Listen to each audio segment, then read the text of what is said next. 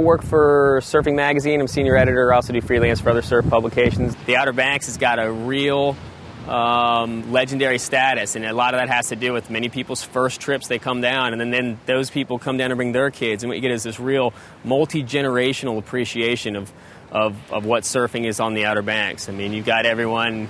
In an average session, you might see, Bob Holland, who's 80 years old. You might see his son, who's 50, next to him, and then he's got his, and then he goes on down the line. So you got the great grandkids. It's really, that's men and women. That's and it's not just surfers. It's bodyboarders. It's kayakers. It's these are all people that kind of flock to the Outer Banks to enjoy it in its unique environment. That's not just the wave, but everything that surrounds it, that natural setting that makes it so special.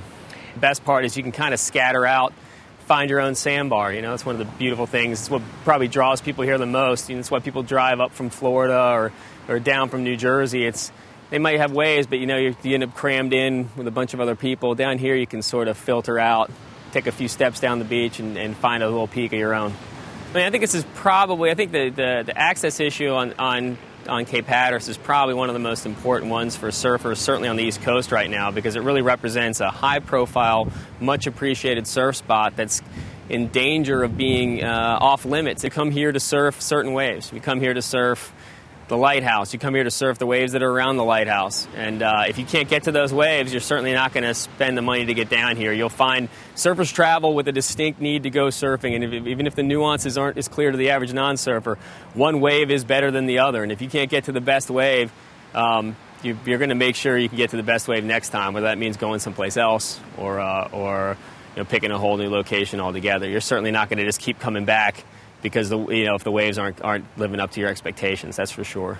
Surfers are natural stewards. Nobody wants to see these animals get hurt. Everyone wants to see their long-term survival, but I think the key is long-term survival of all these natural resources is making sure that humans can continue to appreciate them, and you're not going to appreciate them if you can't get to them. If you can't get to the beach, you can't go surfing. It's pretty much as simple as that.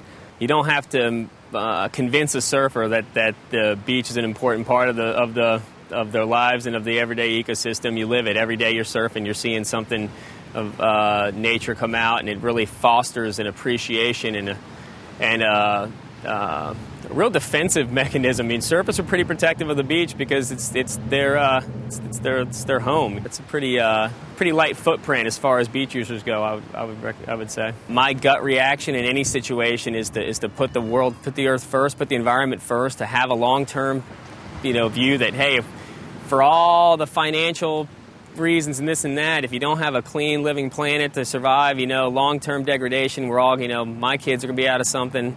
We're all going to be in a much worse world for it. And it'd be nice if all the parties involved would look and say, wow, what really is the best for everyone involved?